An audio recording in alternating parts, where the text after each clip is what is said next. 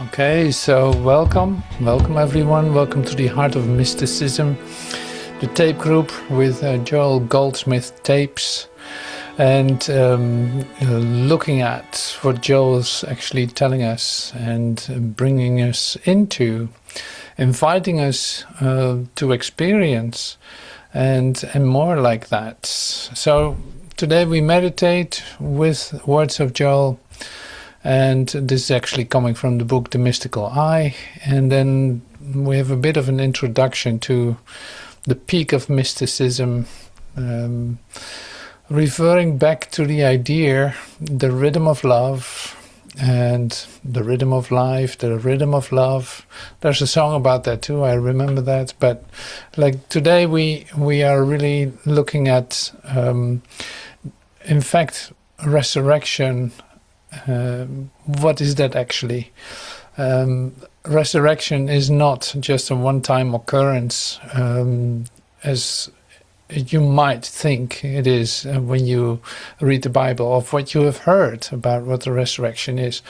So the real catch, I could say, like the real discovery to be made is in fact that you, as you are consciousness, will never be the one laying in the tomb. You will never be the one that's going to be buried or cremated. You are not that one. You cannot die. Like consciousness cannot die. And basically that is what a resurrection is. Death is just a misidentification with what you are. You can never die, since you were created as an eternal extension of the love of God that cannot change. And so the confusion can only be that you think that you are this body, and suffering the effects of that idea in all kinds of ways, as an experience where you have asked for to have a physical experience of yourself, but that can never be your reality. Now this, you see how deep this is, and in fact how it comes back into every tape of Joel, whether you call it resurrection or not. He would always refer back to you as an extension of the love of God, or it's like part of the one consciousness, part of that one of the is, of the I am, that is I am that, and I and my Father are one. So that is the reality of you, not as your ideas about it, because your ideas about it really don't have any meaning. They you know this yourself too. It's like they don't tell you anything about yourself. That is just an idea that you could hold about yourself. And now in our new discovery that we make in this transformation process, or by, say, walking the path of the infinite way, you discover that you are not what you thought you were. That doesn't make any sense if that would be you, if that would be the extension of the love of God, because you, in your definitions of yourself, in the mesmerism that you appear to be walking around in, and can see yourself as limited in time and space, say, suffering the opposites of the human mind, in fact, of the human identity. Sickness, health, old, young, life or dead, and all the opposites that we know. Like that is ingrained, and that is an integral part of the human thinking. And the human thinking can therefore have nothing to do with the reality of who you are. It doesn't tell you anything about your true identity. Now this you forget all the time, because what is the most confusing thing that you do? Basically using your perception. You use your eyes and your ears and your five senses to give yourself an identification. Something that you can never be, but something that continuously attracts the attention or distracts the attention. however you experience that. So here we are in the heart of mysticism. There's a lot of heart going on today. I know that for sure. It's like, this is your time for yourself. This is the moment that you dislodge from your five senses. This is the moment that you dislodge from your ideas about time and space and basically open up for a whole new dimension. So that's not a little thing, but it it surely does say connect you with the true heart of mysticism, where you are a whole part of. So now you see, if you don't defend yourself against it, you might just slide in it into an experience of the fourth dimension. If you think you have something to do with it, or that your judgments make any sense, then it can take a little bit longer. Because that's the only thing that's in the way, really. Your ideas about yourself, thinking that you're not good enough, thinking that you can judge yourself, basically, or that you can judge your brother, which you can't.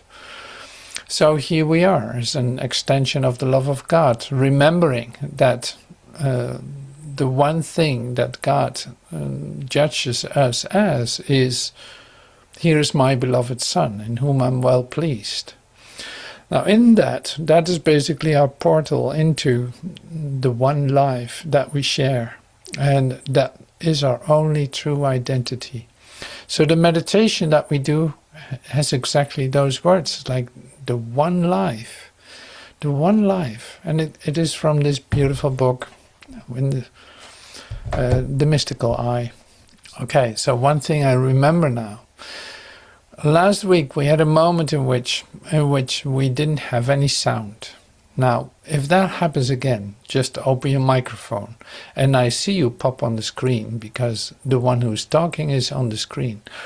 Then I know it, because I don't hear what you hear. I only hear my own voice.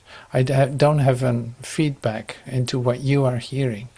So my apologies for that occurrence. And at the same time, never be afraid to open your microphone. It's like, hey, Wim, we don't hear anything. You might have a great time, but we don't hear anything. That would be totally reasonable to do. All right, so we're starting the meditation right now. I'm setting that up for us. The one life. The one life. It's from the Mystical Eye.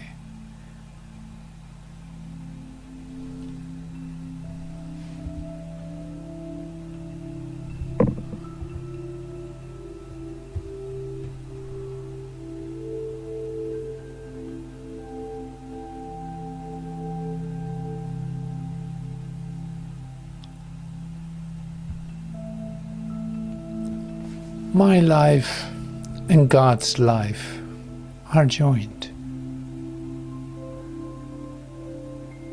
It is the one life. My mind and God's mind are the one mind.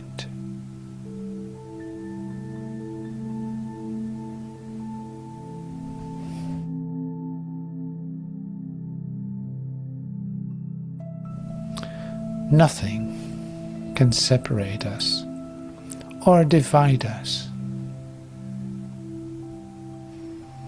Not even life or death can separate us or divide us. Not even life or death can separate me from the life of God, from the love of God, and the abundance of God. For God is being now. I cannot make it so, not even God can make it so. It has been so from the beginning.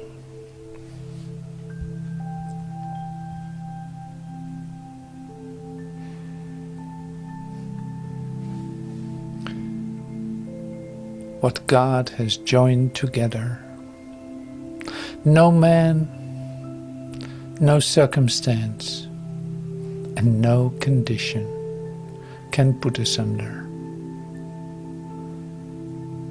And any belief that I have heretofore accepted of a presence or a power apart from the I that I am, I consciously reject because of omnipotence and omnipresence.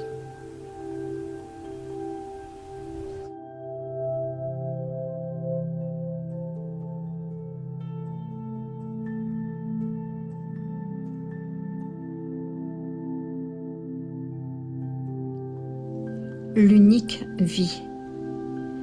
Dieu est, je suis, et nous trouvons notre repos en cela. Ma vie et la vie de Dieu sont unies. C'est l'unique vie. Mon esprit et l'esprit de Dieu ne font qu'un. Rien ne peut nous séparer ni nous diviser.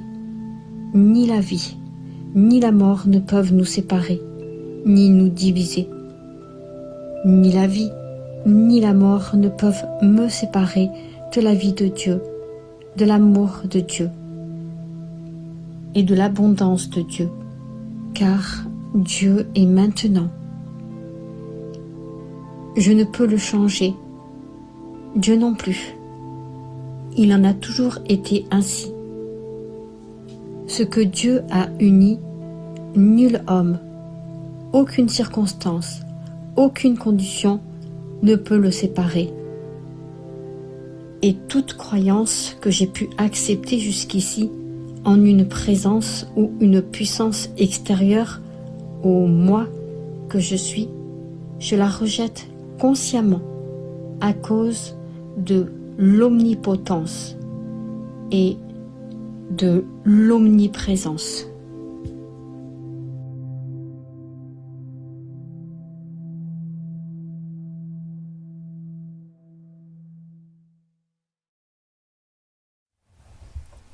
My life and God's life are joined. It is the one life. My mind and God's mind are the one. Nothing can separate us or divide us. Not even life or death can separate us or divide us.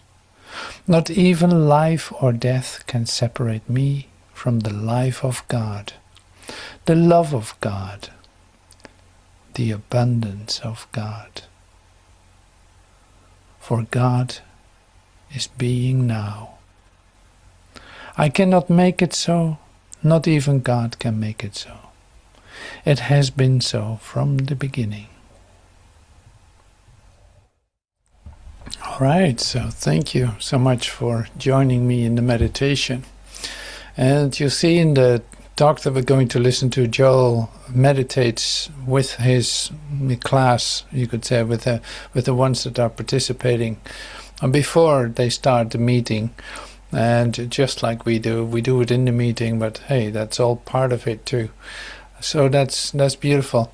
Now I want to bring back the idea where I started with in this meeting, and that's basically what I wrote down too in the invitation for this week. And that is a description, in fact, that Joel gives about the resurrection.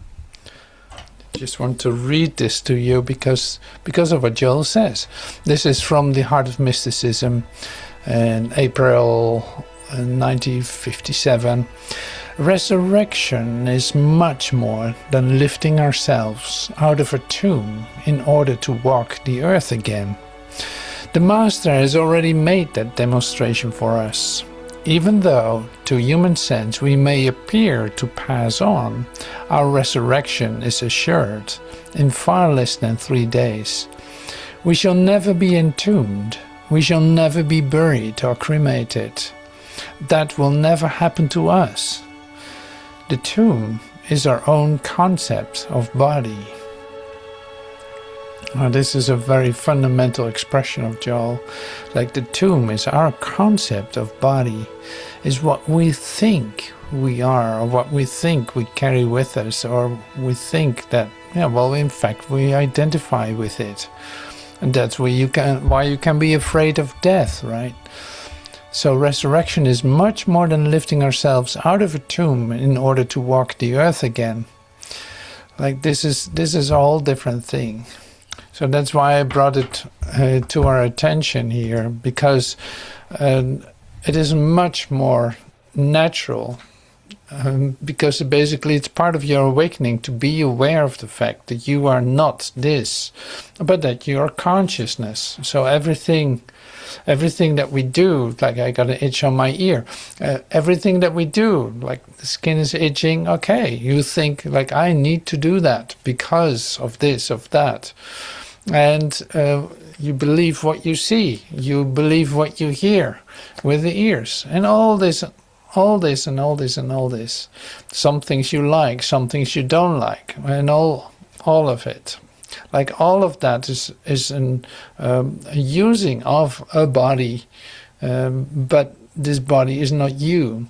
So that's what Joel says, like, hey, you're never going to be cremated. You're never going to be buried.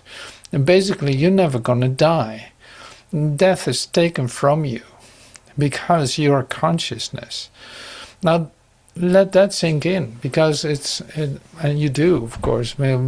This is in the infinite way probably one of the most deep ideas that are being conveyed to you. And it changes your whole perspective continuously. I'm not this limited form.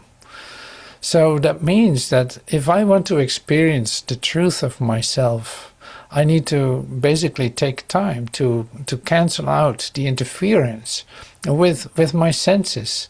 So that's why we meditate. We become still and close our eyes and sit quietly and not follow our thoughts, because the thoughts are basically engaged by the past memories that we're seeing, like with all the information that you appear to get from your visual cortex. It's all based on something that you are not. So it's mesmerism, as Joel says. Now that's easier said than recognized, you could say, because this is taking some time. You have to learn to not be distracted by the idea that you think you are what you see and what you think and what you hear. And you have to respond, and like it becomes your arena of existence to use your senses and respond and react to what you're seeing, and having full-on encounters in that, and you call that life. So that is what we discover. That is not what life is, because life is eternal. Life is something that doesn't have an end, and it has nothing to do with time either. So here we are in our awakening, in our infinite way discoveries. We discover something completely new. We discover something that you really have to be ready for, to take another look at. You have to allow yourself to consider these ideas first. And not even asking you to accept them right away, but at least consider them. Like, there's no such thing as death. So that means that changes my whole life, because I always thought there was such a thing as death, and there isn't. Because I'm not this body. I don't walk around planet Earth. And I don't have all the considerations that I hold about myself are not even what I am. What I am is within me. It doesn't need any description. It doesn't need a definition or formulation. It doesn't need a defense either. It is life everlasting. And it has always been like that, and it will forever be. Now, to relax into that idea and to let that comfort you on a very deep level, it takes time. As simple as that. It takes time because you have accepted all kinds of other ideas and considered all kinds of other things. So this is our time in the heart of mysticism. It's our time to actually come to a mystical experience, to allow yourself to experience something else, a complete alternative to what you experience on a daily basis and what you confuse with your life. So that's quite transformational. See, transformation is not like trying to work it out, have a better dream or something, or have a better mesmerism. No, this is about waking up out of that whole construct and allowing yourself to have a mystical experience that has nothing to do with time and space. The only thing that happens is that it appears to be taking place in time and space, because you say like, well, I had this great experience 2 weeks ago. But that's only because you believe that time is true. Like, no, there was only one mystical experience, and that's the one that you're having right now, basically. And you can deny it, then you believe something else is here. Anyway, so this Joel will help us today to come to a place where you learn to accept this, or at least have even deeper considerations about what is actually occurring. So I'm sharing with you more ideas that Joel is giving us in this talk that we're going to listen to. Joel calls it the rhythm of love. So that's an interesting expression too. The practice, to practice the presence, that's where he's talking about. To practice the presence means to acknowledge him in all thy ways. It means keep the mind stayed on God, and he will give thee peace. And so it is that with us, practicing the presence of God is an acknowledgement of God in all our ways. Now here, this is interesting, of course, since we, a moment ago, in Mystical Moments, it's another class, Mystical Moments, we were talking about Brother Lawrence. We're practicing the presence. And Joel here in this tape says, well, this is where I got the idea from, practicing the presence, from Brother Lawrence. Now, Brother Lawrence was a very down-to-earth man who was, from his 18th on, after being a shepherd for a couple of years and having mystical experiences, he was in continual conversation with God. He was continuously bringing everything to God. Praying to God was something that he did all day long. When he would go into the monastery where he ended up too, when he went into the monastery, he would find it not very special in the sense of, well, I'm practicing this no matter where I am, no matter what I do, whether I work in the kitchen, whether I'm walking with my sheep, whether I'm cleaning, whatever, doing cleaning work. Any moment of the day that I'm aware of, I do everything for the love of God. Like all of it is included. That is my practice. Now Joel says here, well, we practicing the presence in the infinite way is a bit different, because it's really like bringing yourself back to this instant and recognizing the totality of it. But it's like literally coming into the presence is in fact, well, it comes very close to what Brother Lawrence is practicing. If you see that, what Brother Lawrence is doing as being in communication with your Creator, being in communication with God, that is also what practicing the presence is in the infinite way. We practice this to literally to let everything else be for a moment, let it go, and not, in fact, not let it disturb our connection, our conscious connection with God. So that's really beautiful. But you see, with the mystics, it always comes together because, well, we use words from each other. You could say we use words from each other because there's only a limited amount of ways to express this. And even that is just a symbol, in fact, of the real occurrence. I can say practicing the presence, that seems very voluntary, like, well, I can practice it. just like I practice playing tennis. But it doesn't mean that I'm really playing it. So here, practicing the presence can only be confirmed, in fact, by your experience.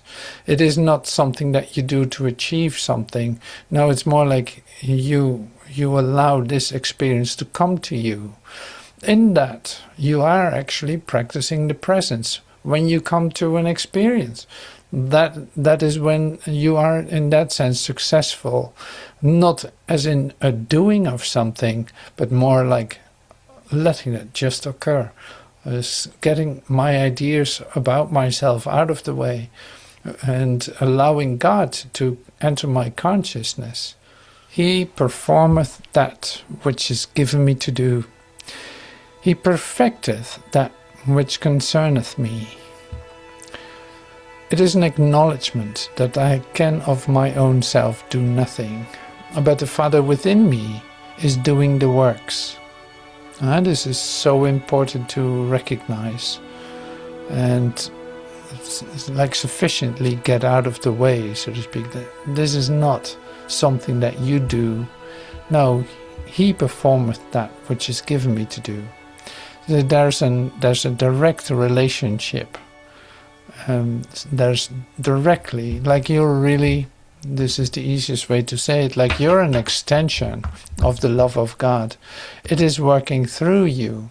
It is working through you. You don't do that. So that is helping you to stay in your peace. Because if you need to do something, if you think that so-called you need to heal someone, you would immediately bump up against the wall of basically ignorance, but also of denial. Because you can't do it. That is not what is asked of you. And so this is in all your works. This is in all your affairs. This basically comes back to you in every circumstance. There is no exception, because there's one life, and that we share with God, and it's happening right now. So that looks like this in this instant. It is given me to share with you this remembrance. How lovely is that? I have nothing to say about it. That just happened. Now I'm the one extending this to you, and you're the one receiving this.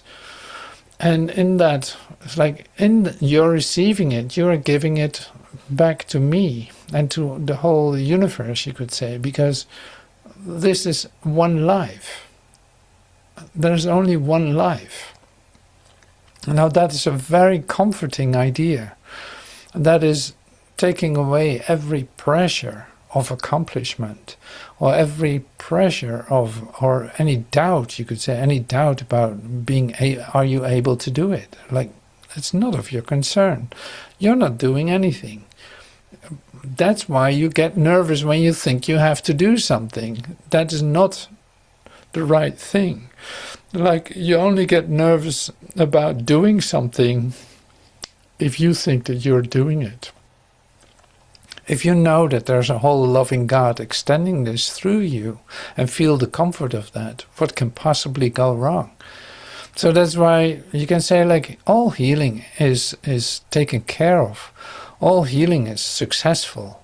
It is because you have nothing to do with it. It's not that you have to perform an act in order to make it happen.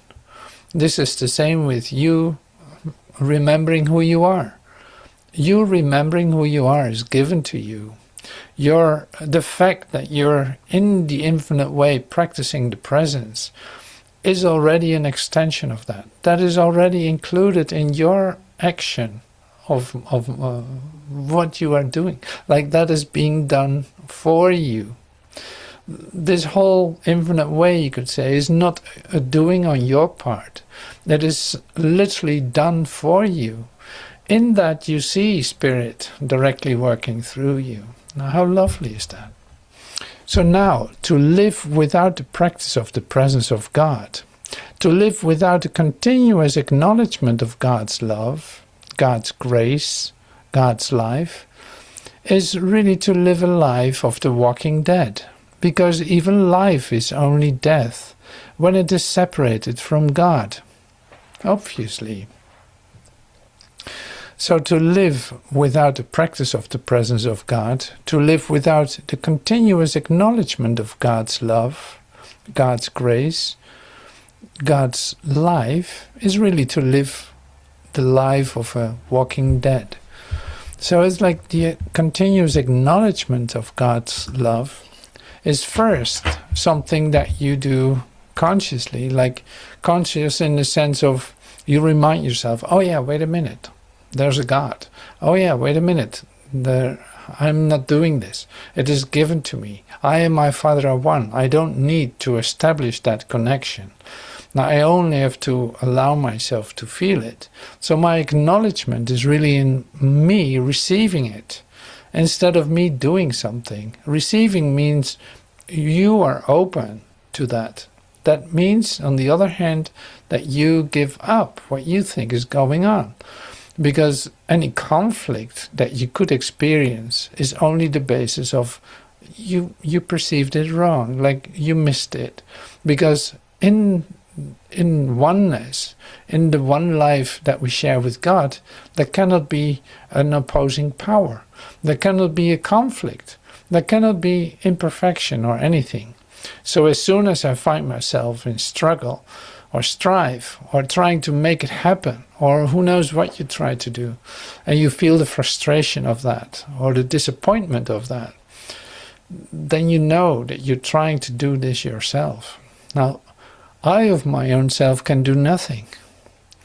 It has to be the one life living through me that accomplishes everything and perfects everything. So this is, this is the rhythm of God that we get ourselves into. It's a continuously stepping back and like, oh yeah, wait a minute. We're practicing the presence here.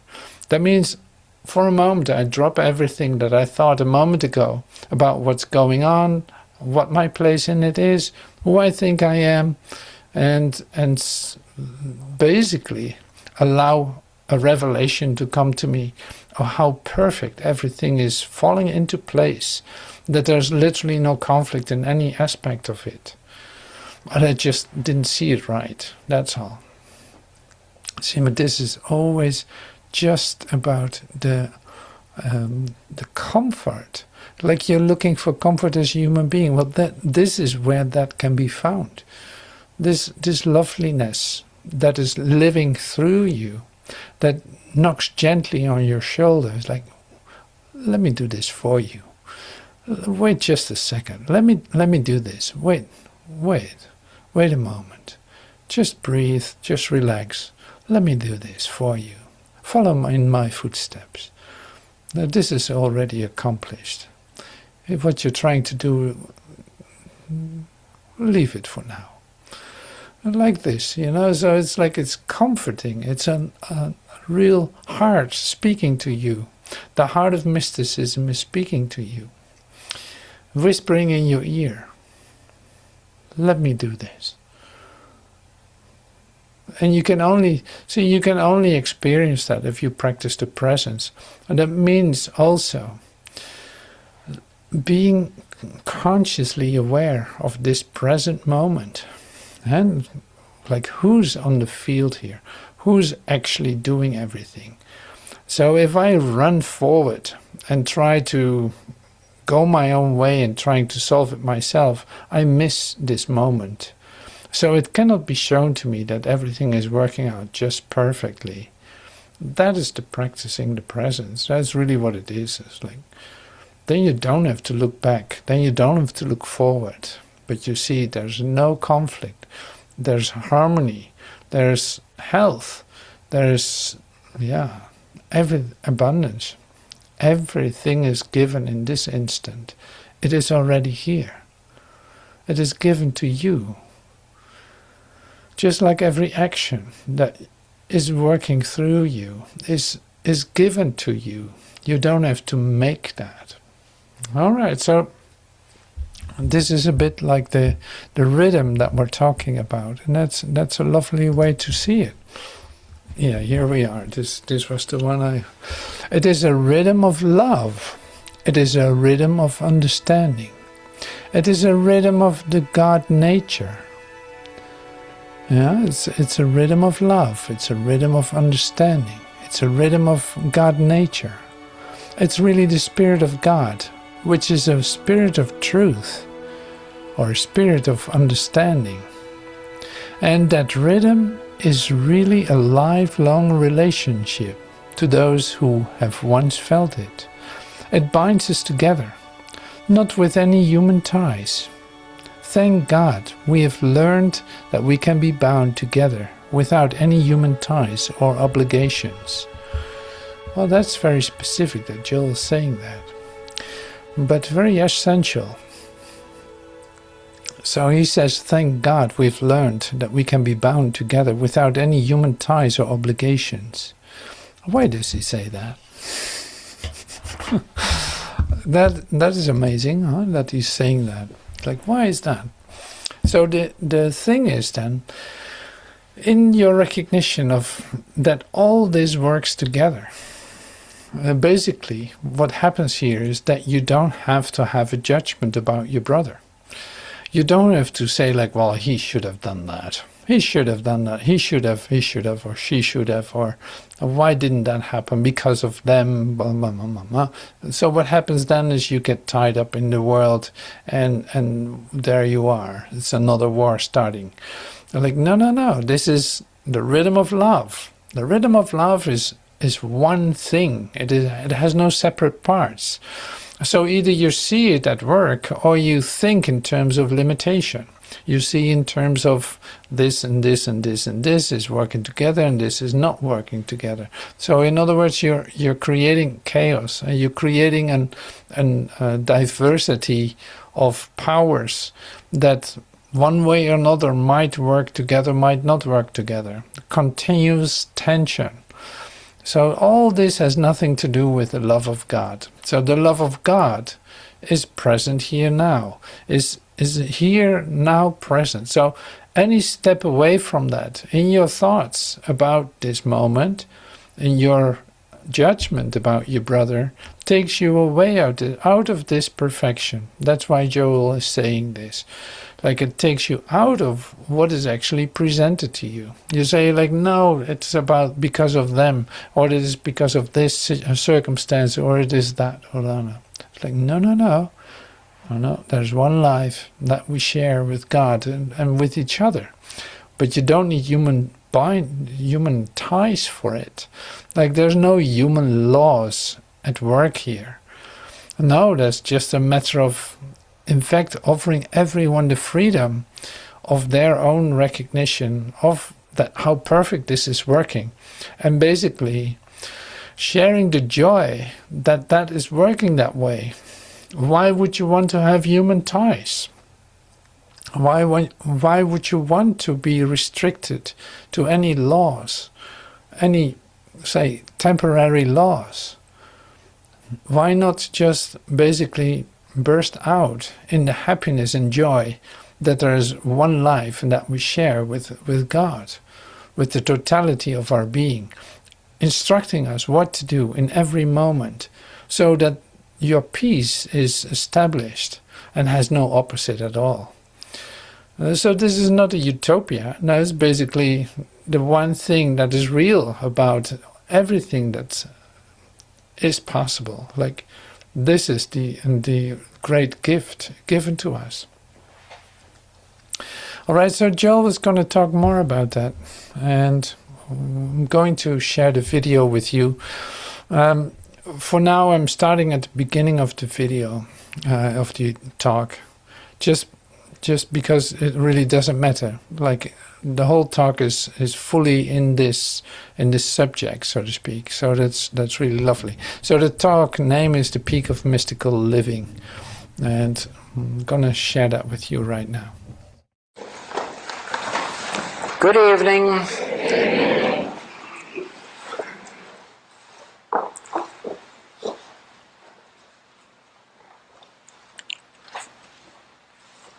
You have noticed that we start our work with meditation. And the more meditation we have, the greater degree of spiritual receptivity we have, and the deeper the spiritual message we receive.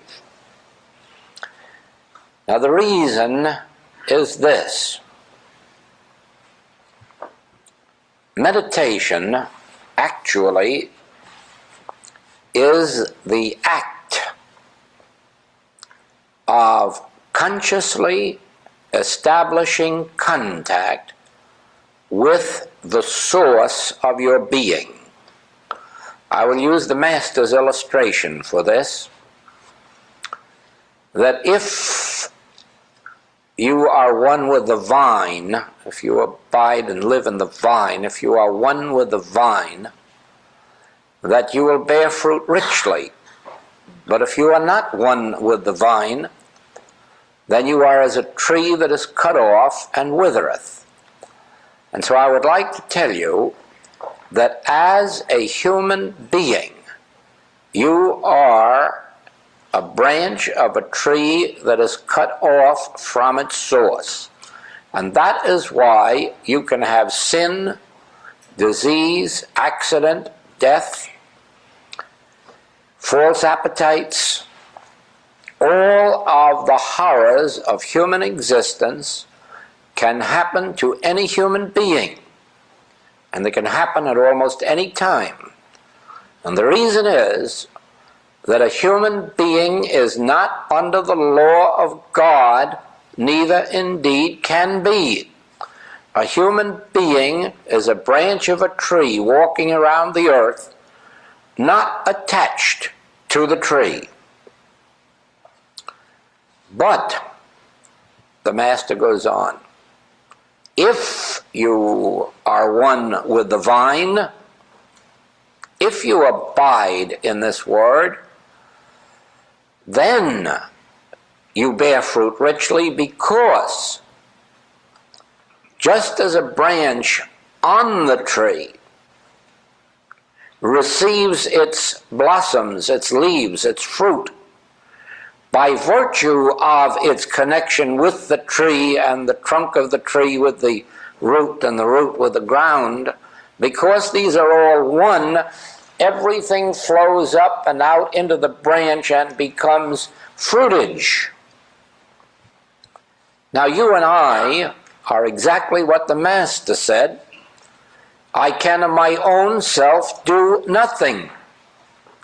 If I speak of myself, I bear witness to a lie. And don't think that you or I are any better than Jesus. And he recognized his nothingness as a man, Jesus. He recognized his nothingness. He recognized his incapacity to do anything. But the Father within me, he doeth the works. And therefore I am but the outlet, the instrument used by God. I of my own self am nothing. The Father within me, he doeth the works. Therefore, the Master was consciously one with God. And by virtue of that, the Godhead could work through him and perform the mighty works which have, of course, kept his name alive, and his deeds and his message and his mission, and really serves as an example that all of the world is rapidly coming to. But not because of Jesus, but because of Jesus' oneness with God, the Father. Now, Paul tells us that as a creature, you are not under the law of God, neither indeed can be. But if so the Spirit of God dwell in you, then do you become the children of God. And if children, then heirs, joint heirs, if so be the Spirit of God dwell in you. If so be you have that Father within you that the Master told us of.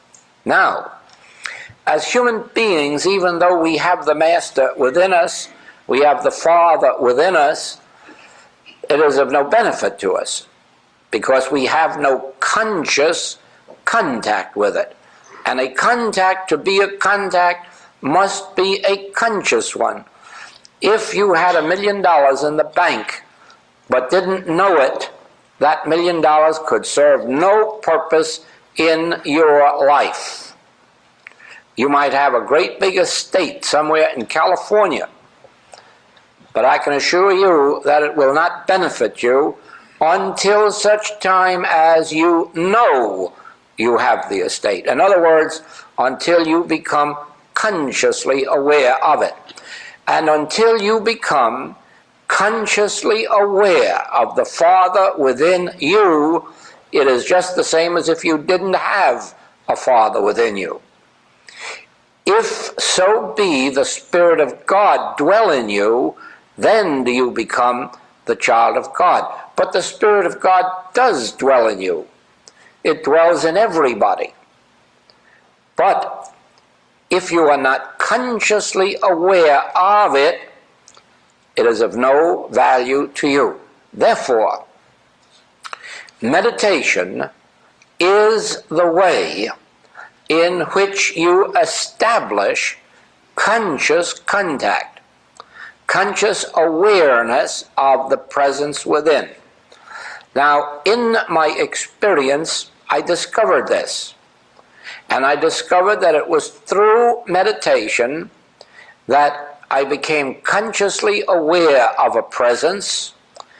And when I became consciously aware of a presence, my life out here that day was more harmonious. Things went smoothly. Everything moved in the way it should move, with God governing it. But on those days when there was no such conscious contact, I was back again as a human being, and life was just according to luck, circumstance, chance, or whatever might be. After long period, way into the months, probably a year or so, of meditation, that conscious contact was so well established that it became permanent. And then life out here began to be lived much in the way that Paul described. I live, yet not I. Christ liveth my life. And so it was that after about a year of daily conscious meditations and contacts, that all of a sudden it wasn't necessary to take thought what I shall eat or what I shall drink. It wasn't necessary to take thought about what I should do. Everything was, you might say, presented to me, or the way was made straight. Mansions were prepared, all by virtue of this contact. Now, in teaching meditation to students, I found it very, very difficult. The reason was that we of the Western world are really taught to think continuously. Our lives are thought and action, thought and action. It makes no difference that a great deal of that thought is nonsensical thought, an unnecessary thought. Nevertheless, we have to be thinking something all the time, or else pick up something to read. As a matter of fact, it was discovered within this last quarter century that people aren't very good at reading.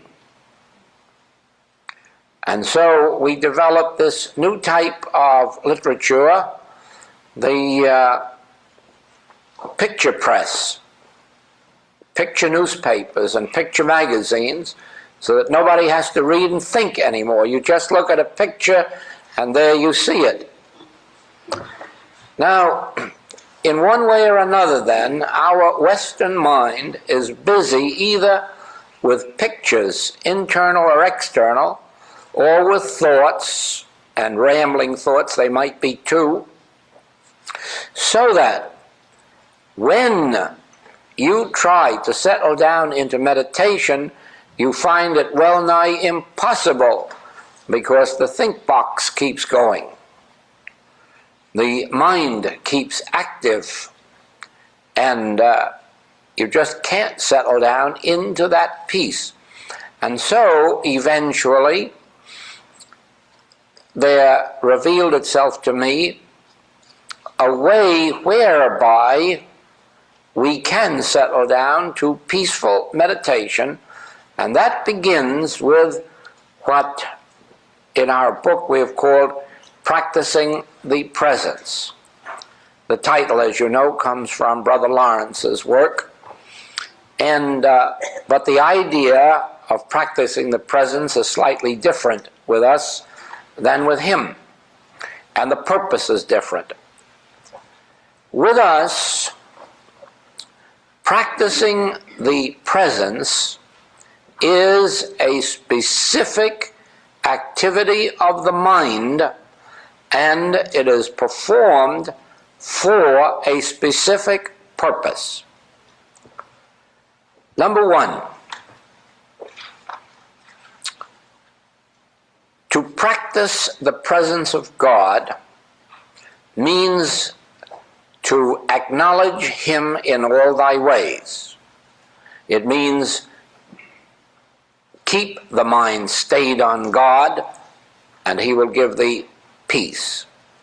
And so it is that with us, practicing the presence of God is an acknowledgement of God in all our ways. For instance, on waking in the morning, our first thought is the acknowledgement that God has brought the daylight after the night.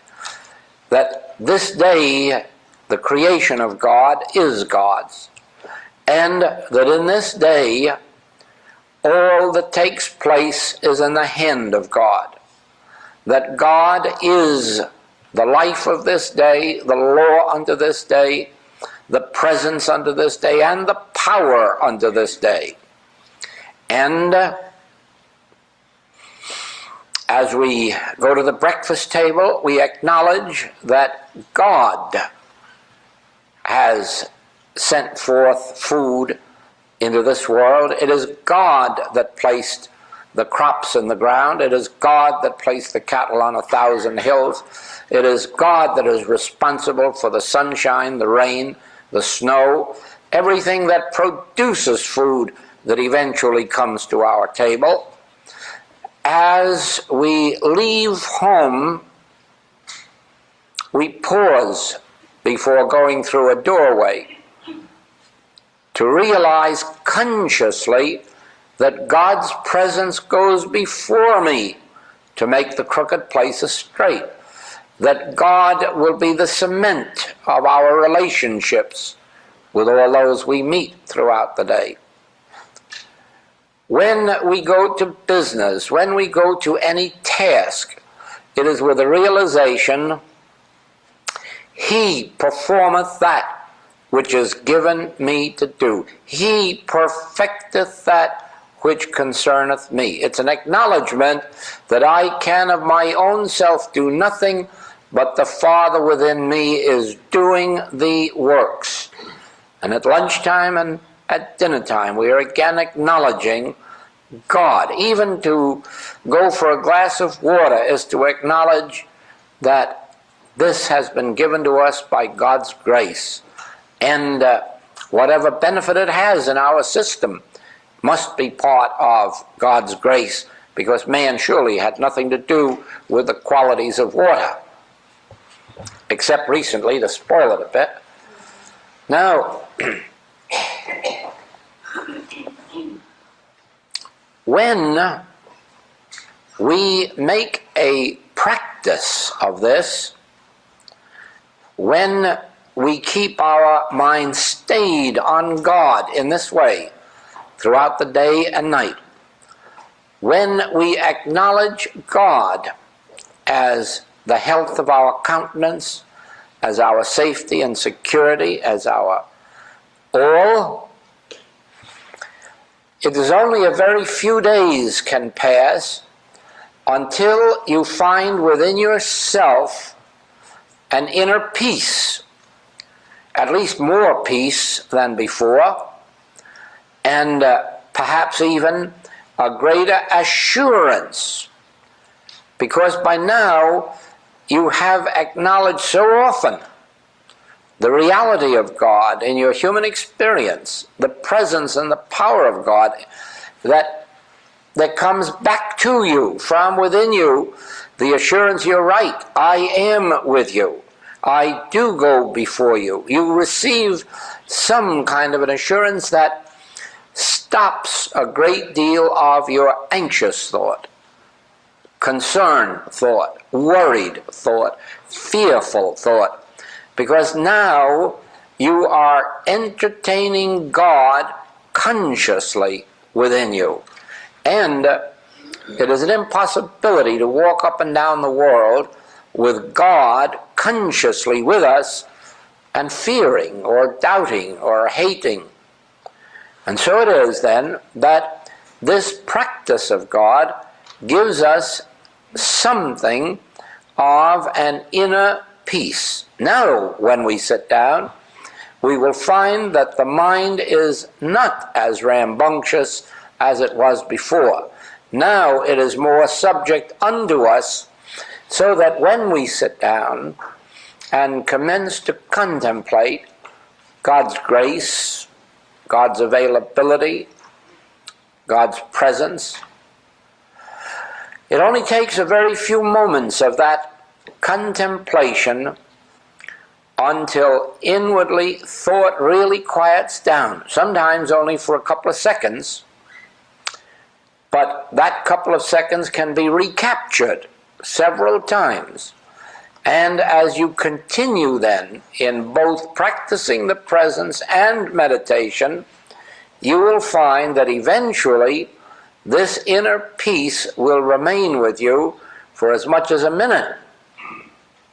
Of course, it doesn't have to be a minute. 1 second is enough to transform anyone's life. But you do eventually come to the place where in your meditation, after you have had your few moments of contemplation,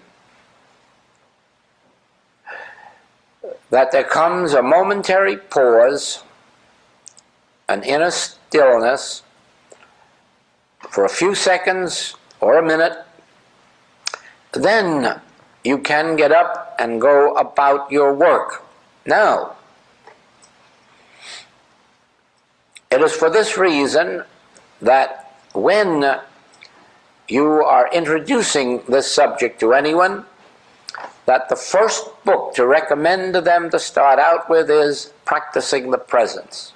The second book to start out with is The Art of Meditation. And after that, of course, they can follow any order that suits their own unfoldment. The main thing is that every individual live their lives in practicing the presence of God and in meditation. Now, to live without the practice of the presence of God, to live without the continuous acknowledgement of God's love, God's grace, God's life, is really to live the life of the walking dead. Because even life is only death when it's separated from God.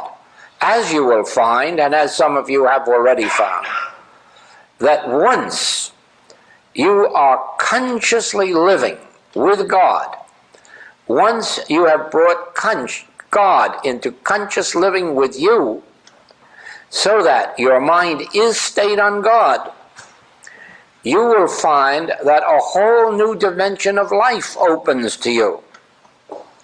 It will never again be a life separate and apart from God. It never again will be the branch of a tree that is cut off and withereth. You are a branch of a tree that is cut off and withereth unless you have God consciously in your consciousness. When you have God consciously, in your consciousness, you have the Spirit of God dwelling in you, and you are a child of God. When you have the truth of God's love, God's life, God's omnipresence, God's omnipotence, God's omniscience, when you have that dwelling in your consciousness continuously, you are dwelling in God continuously. And those who dwell in God, none of these evils of the world shall come nigh thy dwelling place. But you must remember that your consciousness is the connecting link between you and God. And God, absent from your consciousness, makes of you a tree, a branch of a tree that is cut off. But your consciousness, imbued with God, your consciousness filled with God, has the indwelling presence, has the Spirit of God dwelling in you, constitutes the Spirit of God dwelling in you, and now you are consciously living in God. Then when you sit down to your meditations, you will find that it does not take you long to have an inner response. And this inner response means, it's really a signal. It's a signal announcing God's presence. Now, this is the point that, above all others, that I would like you to carry with you, because it really is the capstone of this week's work. And this is literal truth that I'm going to speak to you. This is not symbolic, and this is not poetry. This is a fact. You do not need money for anything. You do not need food, and you do not need clothing, and you do not need transportation, and you do not need companionship, and you do not need a home. And you can instantly stop taking thought for any of those things. When, in your meditation, you feel this inner response, this something that lets you know that God is on the field, you have attained your entire goal of life. After that, you have nothing left to seek, to work for, to strive for, or to think about. The reason is this: the presence of God, consciously realized, is your bread, your meat, your wine, your water, your dwelling place, your safety, and your security. Once you have the consciousness of the presence of God, you never need concern yourself about any other proposition in life. Everything is added unto you. Everything is performed for you. Everything is done for you. I've quoted to you Saroyan's statement, I don't feel that I'm living my life. God is living my life, and I just go along for the ride. And this is about as well as it can be explained, except in Paul's language, I live, yet not I, Christ liveth my life. There is a complete relaxing from effort. Don't misunderstand. It's not a complete relaxing from work. I'm afraid that once you have the conscious awareness of the presence of God, you'll have to do as the rest of us do. You'll have to work double hours. There's too much given us to do to accomplish it in 1 8-hour day. So most of those who attain this, usually work 16-hour days. You will never be short of work. So don't think that this means that when you acquire God, you just have nothing to do but look at the landscape.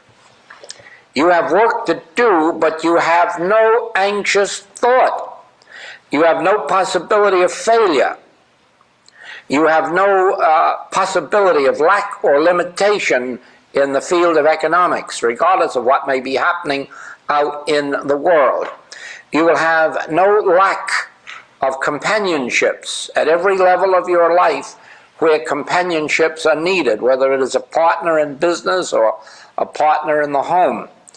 You will have companionships at every level necessary to your experience. You'll have home and comfort, but you will not take thought for them, for there will be no need. There never is a need for taking thought for anything that concerns this life once this contact is established and maintained. It is necessary every day to consciously re-establish that contact as if somehow it had gotten broken. It hasn't, but the mesmerism of the world is very apt to interfere with its operation in your experience unless you continuously renew it. And don't think that the Master, with his highly developed or evolved consciousness, didn't have to go away once in a while for 40 days to refresh himself. Don't think he didn't have to go away probably every night for an hour or two to refresh himself by conscious communion with God. Now, I suppose many of you have had the experience of communion in church. I don't know anything about that, but I can tell you something about communion with God. There is that within us which we may call the presence of God, or the Spirit of God, or the indwelling Christ. We can call it the presence of God. We can call it the Father within, if it means that to us. Or if we're like Father Abraham, we could call it friend. Regardless of what name you would like to call it, there is an actual presence with which we can commune, with which we can be in constant communion. And it is after we have succeeded in meditation, in receiving this response from within, this release or this feeling that God is on the field, that by persisting in meditation, we come eventually to that place of communion where there is an actual flow. Let us say that it's going from me to this God within and coming back to me from this God within, so that it is like a circular motion. It is very much like what takes place in a classroom. When I am sitting up here, I am feeling an actual flow, an actual spirit almost, that is going out from me to you, and I can feel it coming back from you to me. And especially after the first night, when we're really in tune with God and with each other, it is very marked. And that's why I don't want people coming into the room except those who have been here from the start. Because by now, after that first night, there is a rhythm going back and forth between us. It's a rhythm of love, it's a rhythm of understanding, it's a rhythm of the God nature. It's really the Spirit of God, which is a spirit of truth, or a spirit of understanding. All right. Joel, Joel keeps going. That's wonderful. So you can listen to the rest of the video, of course, of the tape. There's always like we have 1.5 hours, so I keep it maximized in terms of as much Joel as we can bring in at this point. So we heard a great deal of the talk, and the last part I really love too, where he says like this is a rhythm, that is a circular movement. It's like it's given to you, you give it back to me, and we receive it all from God. It's literally God is at work here, and we receive that. Now, how lovely is that Joel acknowledges that, and while we are experiencing it. So you see, it crosses, it's like it surpasses time and space. Joel is talking to you right now. It didn't happen in 1957 or 1960. I think the talk was from 1960. It's like, no, it's happening right now because it's actively present with you in this instant. It is now that you can receive that. So that's always good to see too. Now here I want to share one thing, and that is about next week. Next week we have one break, like 1 week we skip, and the week after we come together again in the heart of mysticism, just to have a moment of, okay, yeah, you can call it a break, but it isn't really a break. But we're not meeting next week.